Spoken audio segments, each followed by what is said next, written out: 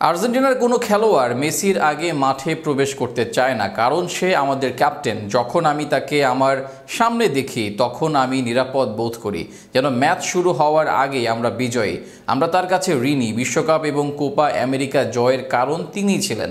মেসিকে ব্যাখ্যা করতে গিয়ে এমনভাবেই বলছিলেন আর্জেন্টিনার মিডফিল্ডের অন্যতম কাণ্ডারি লিওনার্দো প্যারাদেস।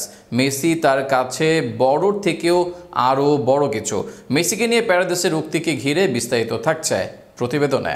নেতাই একটা দলকে স্বপ্ন দেখায়। একজন নেতার জন্যই অন্যরা প্রাণপণ চেষ্টা করে বিজয় ছিনিয়ে আনে।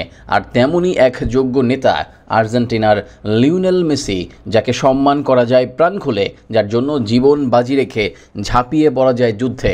আর যেটা করেছিল আর্জেন্টিনার প্রত্যেকটা ফুটবলার মেসির জন্য এক হয়ে লড়াই করে এনেছেন বিশ্বকাপ। কাতার বিশ্বকাপ জয়ের অন্যতম সদস্য লিয়ান্দ্রো প্যারাদেসের কাছে মেসি কেমন তাই সম্প্রতি জানিয়েছেন এক সাক্ষাৎকারে।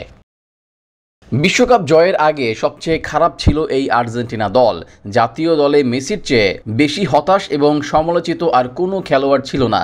সমালোচনা সইতে না পেরে তো অবসরই নিয়েছিলেন লিও। এরপর ফিরলেন, আর তারপরের রূপকথার গল্পটা কারিবা অজানা। মেসির সম্পর্কে বলতে গিয়ে প্যারাদেস বলেন, মেসি সবকিছুর মূল কারণ ছিল, তাই আমরা তাকে প্রশংসা করি এবং সম্মান করি, কারণ সে আমাদের বিশ্ব চ্যাম্পিয়ন করেছে এবং আর্জেন্টিনাকে তার গৌরব ফিরিয়ে এনেছে। সে একজন মহান ক্যাপ্টেন এবং আমরা আশা করি সে দীর্ঘ সময় ধরে আমাদের সাথে থাকবে।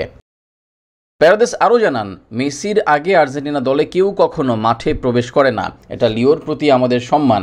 যখন আমি তাকে সামনে দেখি আমি নিজেকে নিরাপদ বোধ করি। মনে হয় যেন কোনো ম্যাচের আগেই আমরা বিজয়ী।